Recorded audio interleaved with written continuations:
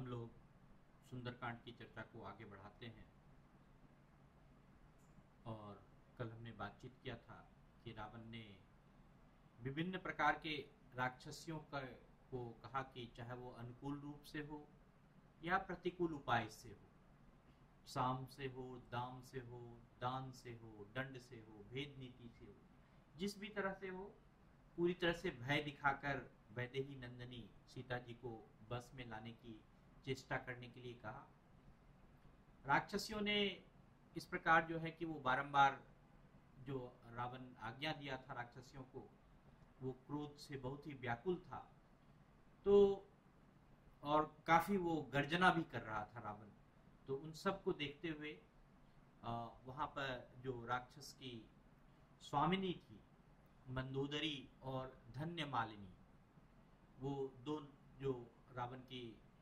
पत्नी भी थी और दोनों ही राक्षसियों की स्वामिनी थी। और उन्होंने कहा, वो दोनों ही राक्षस कन्या जो है कि रावण को आलिंगन करते हुए बोला, समझाने की कोशिश किया कि महाराज,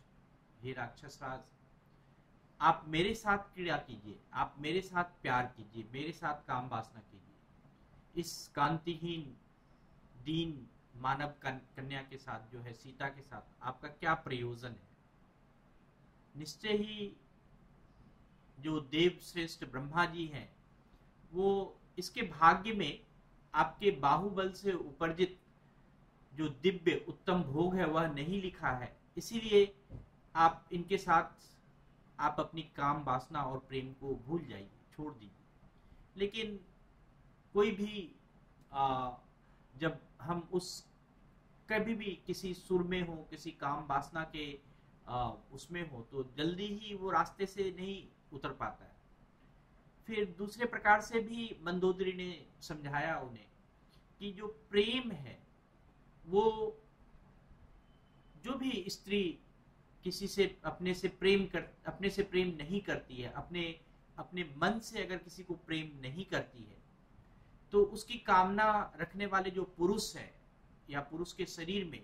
केवल ताप ही होता है। और जो अपने प्रति अनुराग रखते हुए किसी से मन से किसी से प्रेम करने वाली जो स्त्री होती है, इसके भाग्य से बाहुबल उपर्जित दिव्य जो भी कामना है, वह उत्तमता और प्रसन्नता उत्पन्न होती है उससे। तो अगर हम यहाँ पर प्रेम के बारे में बातचीत करें और बहुत ही अच्छे से अगर हम सुंदरकांड के इस भाग को देखें, यहाँ पर प्रेम को बड़े अच्छे से समझाया गया है कि इसमें बड़े सबसे पहली बात जो कहा कि जो स्त्री अपने से प्रेम नहीं करती, उसकी कामना करने वाले पुरुष के शरीर में केवल ताप ही होता है। और दूसरे भाग में कहा गया,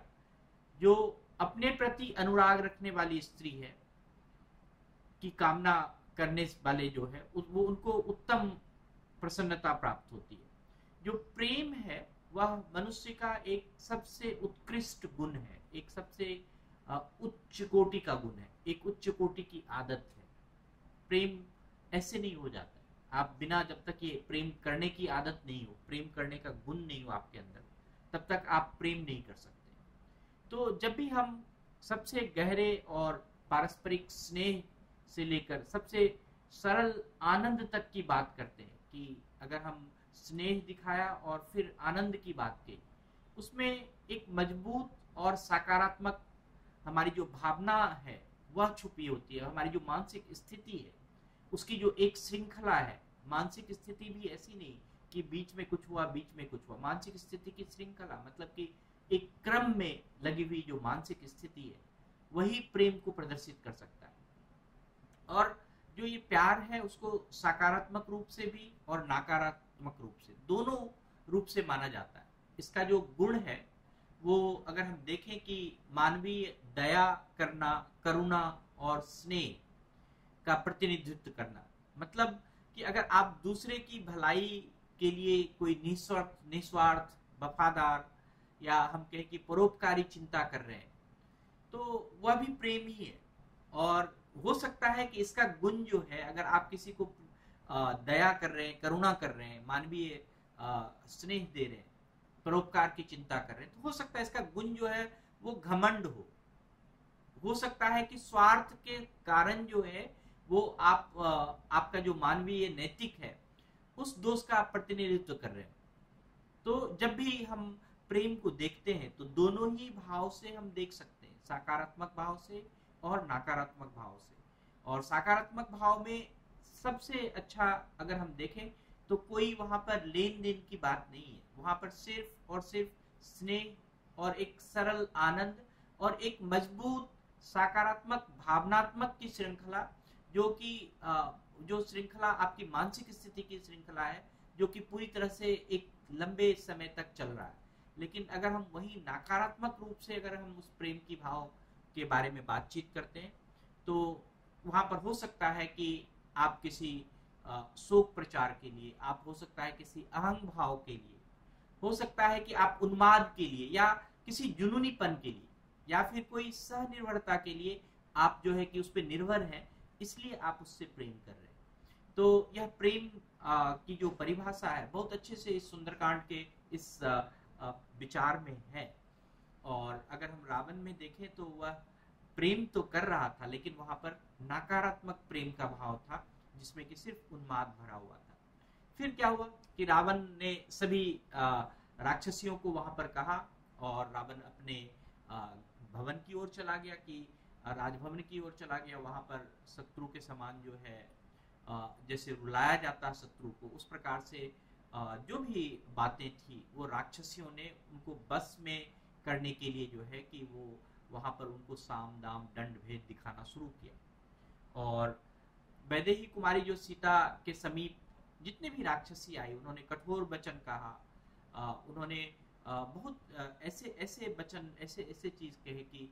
जिससे कि सीता लगा कि सीता जो है कि वह अपनी बात मान लेगी और रावण से प्रेम करेगी। लेकिन सीता ने अपने विचार को नहीं बदला। अगर हम यहाँ पर देखें तो त्रिजटा नाम की एक जो राक्षसी थी वो वहां पर आई और वह कहते हैं कि वो राक्षसी जो है बहुत ही क्रोध में थी और व्याकुल होकर अत्यंत कठोर वाणी से बोली कि हे सीते, जो पुलत्स्य कुल में उत्पन्न होते हैं वह सर्वश्रेष्ठ 10 ग्रीव, मतलब जिसकी कि 10 सिर है, 10 गले हैं, वो महामना जो रावण है उसकी भारिया बनना इस दुनिया में, इस पृथ्वी पर जो है कि वह सबसे बड़ी बात, तो तुम इसको मान लो। और वह फिर भी जो है कि सीता ने इस चीज को नहीं माना। वहां पर रावण के हर गुण का उन्होंने बखान किया त्रिजटा ने, लेकिन कुछ भी उन्होंने मानने के लिए तैयार नहीं हुए। फिर एक दूसरी एक राक्षसी आती है जिसका नाम है एक जटा, मतलब त्रिजटा जिसकी 3 जटाएं थी, एक जटा जिसकी एक जटा थी, और वह उसकी भी आंखें क्रोध से लाल थी। उन्होंने कहा कि जो यह पुलत्स्य जिसके कुल में रावण जन्म लिए हैं वह 6 प्रजातियों में चौथे प्रजाति है। हम लोग अगर याद करें तो ब्रह्मा जी ने विभिन्न प्रजातियों की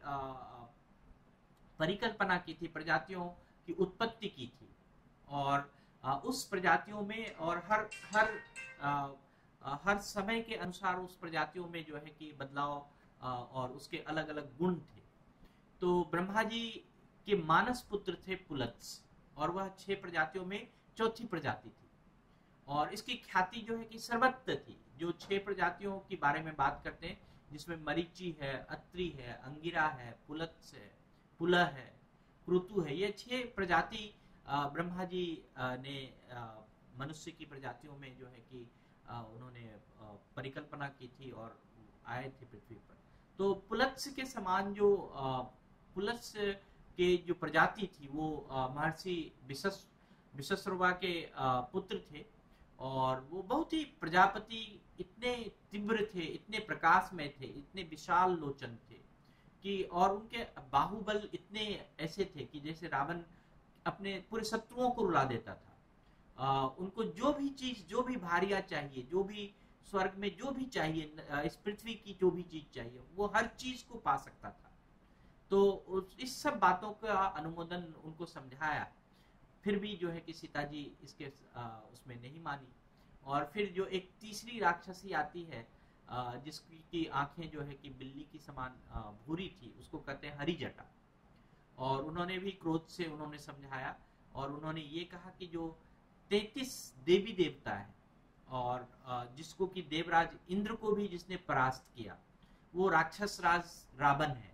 और तुम उसकी रानी बनना स्वीकार कर लो, और तुम्हें अवश्य स्वीकार करना चाहिए। 33 देवी देवता में कौन है कि 12 आदित्य देवता है, 11 रुद्र देवता है, 8 वसु देवता है, 2 जो है अश्वनी कुमार है। ये 33 देवता है। इन 33 देवताओं पर भी रावण ने विजय पाया था, तो वह भी उसको जो है हरिजटा ने समझाया। लेकिन इन सब के सब समझाने के बाद भी सीता ने जो है कि अपने मन को नहीं बदला, और वो सबने कहा कि तुमको इवन की रावण की प्रार्थना को भी स्वीकार कर लेनी चाहिए, रावण ने इतना आपसे कहा है, फिर भी सीता ने अपने मन को नहीं बदला। ये जो प्रेम की जो भावना है, प्रेम की जो अगर हम परिकल्पना करते हैं, तो वो इतना तीव्र होता है, इतना कठोर होता है, इतना दृढ़ होता है कि वो कहीं टिकता नहीं है, अडिग नहीं होता है। कोई भी किसी भी कितने भी आप एक बहुत अच्छे, मतलब अगर हम कहें तो इसमें जो सीता का जो उदाहरण है, एक पतिव्रता और एक सती, अगर हम कहें कि कैसे एक स्त्री तत्व के बारे में जो है बातचीत की जाती है, उसके बारे में यह यहाँ पर परिकल्पना है। लेकिन दूसरी ओर जो एक परिभाषा है वो भी है कि प्रेम की परिभाषा, वो सकारात्मक रूप से भी या नकारात्मक रूप से भी प्रेम की परिभाषा को दिखाया गया है। तो आज के लिए इतना ही। बहुत बहुत धन्यवाद, बहुत बहुत आभार सब। सभी को मेरा प्रातः वंदन, नमस्कार।